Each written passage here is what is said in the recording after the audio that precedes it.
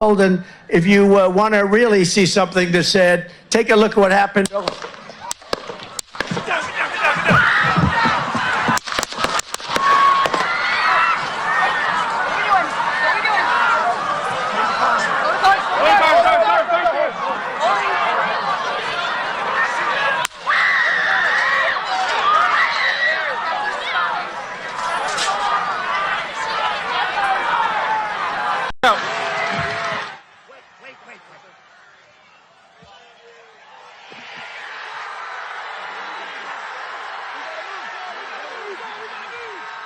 जो वीडियो आपने अभी देखा ये डोनाल्ड ट्रंप की चुनावी रैली का है। यहाँ पर उस पर जानलेवा हमला होता है और उसमें उनकी जान बच जाती है, गोली कान के पास से गुजर जाती है।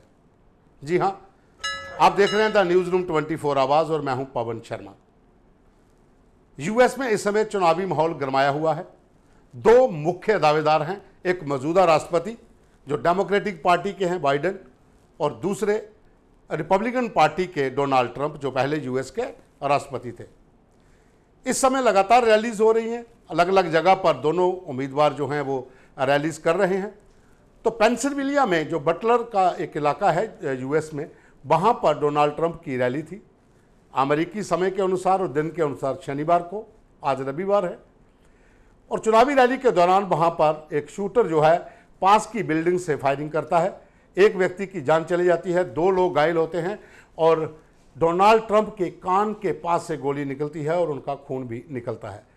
यूएस की सीक्रेट सर्विस के एजेंट जो होते हैं मौके पर पहुंचते हैं और तुरंत उन्हें रेस्क्यू करके हॉस्पिटल लाया जाता है। लेकिन उससे पहले कुछ तस्वीरें जो आप देख रहे हैं, इन तस्वीरों में साफ दिखता है कि ट्रंप हमला होने के बाद भी वहां पर मजबूती से अपना हाथ ऐसे करके ये दर्शाने की कोशिश करते हैं कि आप चाहे जितने भी हमले हों, मैं रुकने वाला नहीं हूं। यूएस में इस समय जो चुनाव हैं उसे अगर पूरे विश्व की नज़रों से देखा जाए तो भारत का भी एक अपना महत्व है। यही कारण है कि प्रधानमंत्री नरेंद्र मोदी ने तुरंत हमला होने के बाद ट्वीट किया और कहा कि वो मेरे मित्र हैं, उन पर जो हमला हुआ है ये चिंतनीय है, निंदनीय है और उनकी स्वस्थ कामना करता हूं। जाहिर सी बात है कि यूएस के भीतर भी बाइडेन, हैरिस, जितने भी लीडर हैं उन्होंने भी इस हमले की निंदा की है। लेकिन इस हमले के पीछे की वजह क्या है? क्योंकि यूएस का एक इतिहास रहा है, वहाँ पर जॉन एफ कैनेडी से लेकर इब्राहिम लिंकन, इन सभी लोगों की चुनावी रैलियों के दौरान ही हत्या हुई है। पॉलिटिकल असैसिनेशन यूएस में होती आई है और ये भी एक पॉलिटिकल असैसिनेशन ही थी जिससे विफल कर दिया गया, शूटर मारा गया। 20 साल का शूटर था। अब इन्वेस्टिगेशन हो रही है, तमाम जो यूएस की एजेंसीज हैं, एटीएस है या फिर उनकी एफबीआई है, वो जाँच कर रही हैं कि किस तरह से ये हमला हुआ, कौन कौन लोग इसके पीछे शामिल थे। जो तमाम मुद्दों के ऊपर अब जांच होगी, वो एक अलग विषय है। लेकिन कुछ खास वजह हैं जिनकी वजह से यूएस के बीच ये जो डोनाल्ड ट्रंप के ऊपर जो हमला हुआ है उसे लेकर वो सवाल उठ रहे हैं। पहला सवाल ये उठ रहा है गन कल्चर का, कि आखिर यूएस में आम व्यक्ति, कोई भी व्यक्ति खतरनाक से खतरनाक हथियार आसानी से खरीद सकता है और जो रिपब्लिकन पार्टी है वो इस गन कल्चर के खिलाफ भी नहीं है। तो इस तमाम गन कल्चर को लेकर किस तरह से यूएस के भीतर अभी हालात बने हैं जो हमला हुआ है उसके बाद, और इस पार्टी के लिए क्या आने वाले दिनों में क्या होगा, इन तमाम मुद्दों पर जो जानकारी दे रहे हैं यूएस मामलों के जानकार और विशेषज्ञ संजीव श्रीवास्तव। तो अमेरिका में अब गन कंट्रोल्स को कैसे अधिक से अधिक मजबूत बनाया जाए, जो गन से संबंधित कानून है उसको कैसे रिफॉर्म किया जाए, इसके बारे में तेज प्रयासों की आवश्यकता है। लेकिन अभी तक यूनाइटेड स्टेट्स ऑफ अमेरिका में ये देखा जाता है कि राष्ट्रपति डोनाल्ड ट्रंप की जो पार्टी रिपब्लिकन पार्टी है वो गन कंट्रोल्स के विषय पर जो भी एग्जिस्टिंग लॉज हैं उसको डिफेंड करने का कार्य करती है।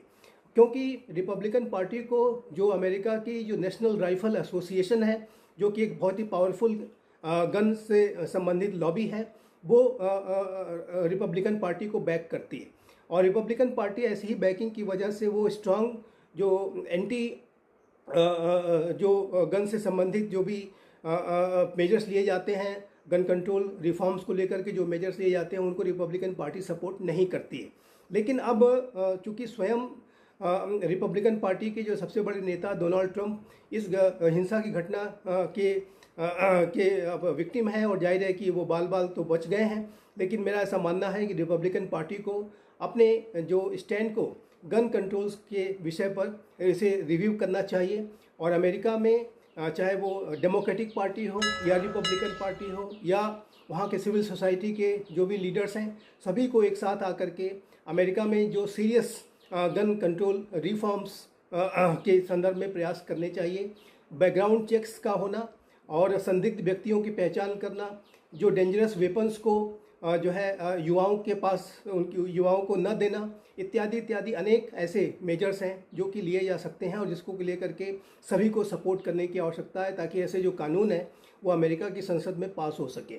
तो ये अब मेरा ऐसा मानना है कि इस तरीके की घटना के बाद रिपब्लिकन पार्टी को गन कंट्रोल्स के ऊपर अपने विचारों को की समीक्षा करनी होगी। जैसा कि संजीव ने कहा कि अब इस पार्टी को भी सोचना होगा कि जो यूएस के अंदर गन कल्चर है, क्योंकि जो शूटर मारा गया उसके पास A15 राइफल थी, AR-15, ये खतरनाक हथियार होते हैं, लेकिन वहाँ पर कोई भी युवा, कोई भी व्यक्ति यूएस में आसानी से ये वेपन खरीद सकता है, पिस्टल्स, मशीन गन्स, कोई भी गन अगर आप कहें कि जिससे उत्पात मचाया जा सके। यही कारण है कि यूएस के भीतर बहुत से ऐसे हमले हुए हैं, स्कूल के भीतर बंदूकधारी घुस जाता है, बच्चों की मौत हो जाती है, चलते बस के ऊपर हमला कर दिया जाता है। तो वहाँ पर ये गन कल्चर, ये पार्टी जो रिपब्लिकन पार्टी है वो उसको सपोर्ट करती है। हालांकि डेमोक्रेटिक पार्टी ने इसका विरोध किया था। ये संजीव का ये कहना है कि इस पार्टी को अब ये सोचना होगा कि आखिर ऐसा क्यों हुआ है। और दूसरी कुछ वजह ऐसी भी हैं कि डोनाल्ड ट्रंप जो हैं वो भारत के मित्र हैं, मोदी के खास मित्र हैं, परम मित्र हैं। उनकी जो पिछली रैलीज थी वहाँ पर प्रधानमंत्री मोदी खुद गए थे। भारत के साथ उनके रिश्ते अच्छे हैं, बाइडेन के इस तरह के नहीं हैं। और साथ ही डोनाल्ड ट्रंप जो माइग्रेशंस हो रही है मुस्लिम कंट्रीज़ की, उनके खिलाफ हैं, क्योंकि जिस तरह से माहौल पूरी दुनिया में, फ्रांस में, जर्मन में या दूसरे देशों में है जहाँ पर ये इलीगल माइग्रेशंस होती हैं मुस्लिम कंट्री से, और वहाँ पर जो हालात बिगड़ते हैं उससे लेकर डोनाल्ड ट्रंप क्लियरली कहते हैं कि वह अपनी कंट्री में इस तरह की माइग्रेशन नहीं होने देंगे। और कहीं ना कहीं उसका सपोर्ट जो है वो लोग भी उनको सपोर्ट करते हैं, लेकिन बाइडेन इसके अपोजिट चलते हैं। तो एक मेन वजह ये भी है कि माइग्रेशन के खिलाफ। दूसरा है जो रशिया और यूक्रेन का युद्ध चल रहा है, यूक्रेन को जो आर्थिक मदद दी जा रही है, रसद दी जा रही है, वेपन दिए जा रहे हैं, ट्रंप उसके भी खिलाफ हैं और बाइडेन उसके फेवर में है। तो ये तमाम जो मुद्दे हैं इस समय वहाँ पर काफ़ी चर्चा में है और माहौल अब गरमाएगा इस हमला होने के बाद, क्योंकि यूएस में चुनाव लगातार इनकी अलग अलग प्रांतों में रैलीज हो रही हैं। इसका क्या असर होगा और आखिर ऐसी वजह क्यों है, इस बारे में पूरी जानकारी दे रहे हैं कर्नल SS पठानिया जो रक्षा विशेषज्ञ हैं। अगर हम यूएसए का इतिहास देखें तो सीक्रेट सर्विस की जब गठन किया गया था उस समय इनके अब्राहम लिंकन और बाकी जो कैंडिडेट थे, प्रेसिडेंट थे, उनके ऊपर अटैक हुए थे, किलिंग भी हुई थी। उसके बाद जॉन F कैनेडी की हुई थी। तो अमेरिका के अंदर ये कल्चर जो है कि पॉलिटिकल लोगों का असैसिनेशन किया जाए किसी न किसी तरीके से, वो ये दिखाता है कि उन लोगों का माइंडसेट क्या है। दूसरा, वहाँ पे गन कंट्रोल भी नहीं है, वेपन्स आपको इजीली मिल जाते हैं और उस समय ऐसी घटनाएं जो है वो मान लीजिए कि कहीं ना कहीं होंगी जब तक अमेरिका अपने सिस्टम को इम्प्रूव नहीं करेगा। ना सिर्फ पॉलिटिकल लीडर के ऊपर, बाकी भी आप देखते हैं वहाँ पे ऐसी घटनाएं कभी स्कूल में, कभी दूसरी जगह, रेसिज्म की वजह से ये होती रहती है। ट्रंप के ऊपर पहले भी 2016 से 4 अटैक हो चुके हैं और किसी न किसी तरीके से उनको मारने की कोशिश की गई है। जो बाइडेन जो प्रेसिडेंट हैं उन्होंने भी इस घटना की निंदा की है और ट्रंप को अपनी बेस्ट विशेस भेजी है। पर सवाल ये उठता है कि ट्रंप को टारगेट क्यों बनाया जा रहा है। उसके पीछे कुछ वजह है। सबसे बड़ी जो वजह है वो ये है कि वो इमिग्रेशन के खिलाफ है और ख़ासकर वो मुस्लिम कंट्रीज जो हैं उनको इमिग्रेशन देने के पक्ष में नहीं है। दूसरा, वो ये भी नहीं चाहते कि यूएस से जो है यूक्रेन को जो आर्थिक सहायता दे रहा है उसको जारी रखे। इस स्थिति में अगर हम बात करते हैं ओपिनियन पोल की जो वहाँ पे चल रहे हैं उसमें ट्रंप लीड कर रहे हैं, तो कोई भी इंसान या तो वो जो बिडेन का सपोर्टर हो या ट्रंप की पॉलिसी में विश्वास ना रखता हो, ट्रंप का जो बिहेवियर है उसको अच्छा ना लगता हो, ट्रंप का जो मीडिया के प्रति रुख है क्योंकि वो बोलते हैं कि ये मीडिया बायस है, तो कोई भी वजह हो सकती है जिसमें एक इंसान जिसको वेपन अवेलेबल है वो इस किस्म का असैसिनेशन अटेम्प्ट कर सकता है। भारत के प्रधानमंत्री मोदी जी भी ने अपने फ्रेंड ट्रंप को बेस्ट ऑफ विशेस बोली हैं ताकि जल्दी रिकवरी हो जाए, लेकिन पॉलिटिकल सिस्टम के अंदर इस तरह की चीज़ें नहीं होनी चाहिए, चाहे वो यूएसए हो या बाहर हो। और ये ज़रूरी है कि खासकर यूएसए के अंदर कि वो इस बात का संज्ञान लें और ऐसे फूल प्रूफ मेजर्स कॉन्स्टिट्यूट करें, उनको इम्प्लीमेंट करें ताकि ऐसी घटनाएं फ्यूचर में ना हो।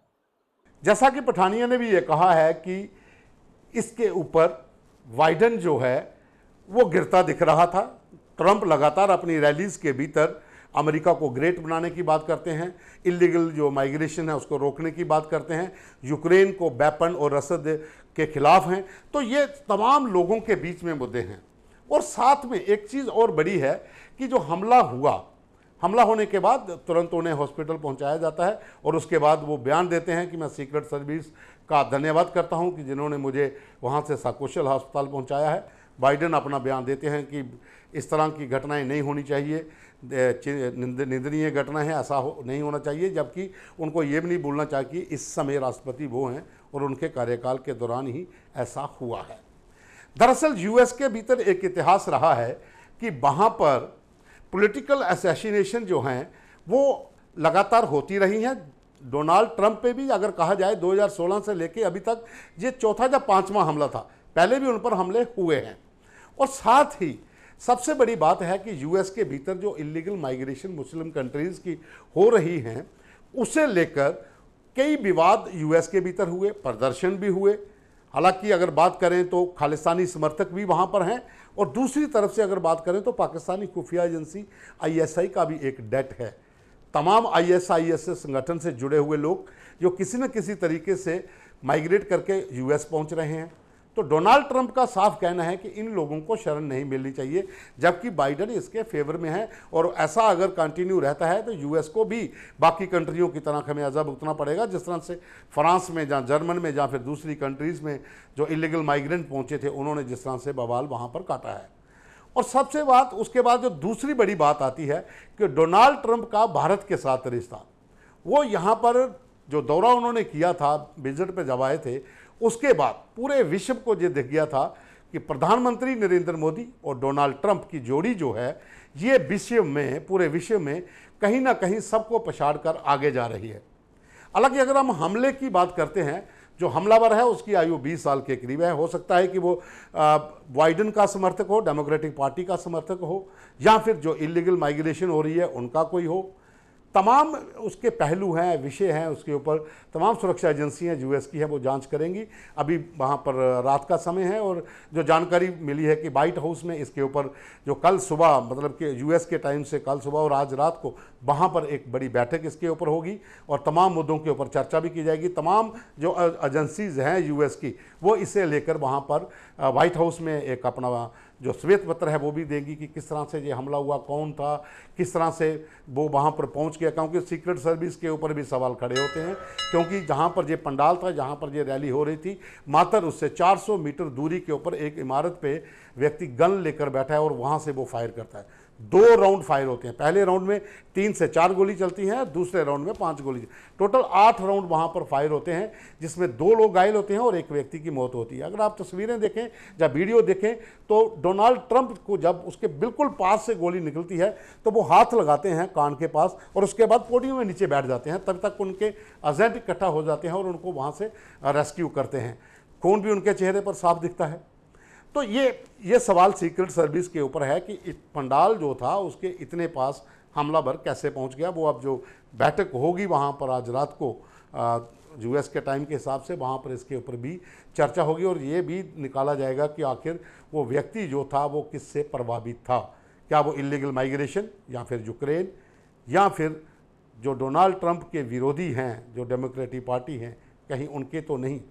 तो ये तमाम विषय पर जांच तो होगी, लेकिन साथ ही डोनाल्ड ट्रंप ने आज ये हमला होने के बाद साफ कर दिया कि जो रिपब्लिकन कन्वेंशन होने जा रही है, नेशनल कन्वेंशन, वो वहाँ पर जाएंगे, क्योंकि 4 साल में एक बार ये आरएनसी होती है और इस आरएनसी में जाना अपने आप में एक बड़ी बात है, क्योंकि चुनाव चल रहे हैं और रिपब्लिकन पार्टी का मुख्य चेहरा है और वहाँ पर वाइस प्रेसिडेंट का भी जो है नाम फाइनल किया जाना है।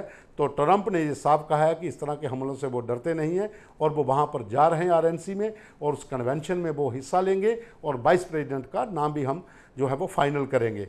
तो कुल मिलाकर अगर हम बात करें तो यूएस के अंदर जो पॉलिटिकल असैसिनेशन का एक इतिहास रहा है, उसी के चलते ही ये एक बड़ा हमला जो किया गया था, जिसे अगर कहा जाए कि बाल बाल जो ट्रंप हैं वो बच गए हैं, हमलावर जो मारा गया है, लेकिन इसके बाद चुनावी माहौल गरमाएगा और जाहिर सी बात है कि डोनाल्ड ट्रंप को इससे सहानुभूति मिलेगी और पहले भी मजबूती से वो दावेदारी है, अब दावेदारी और मजबूत होगी। धन्यवाद।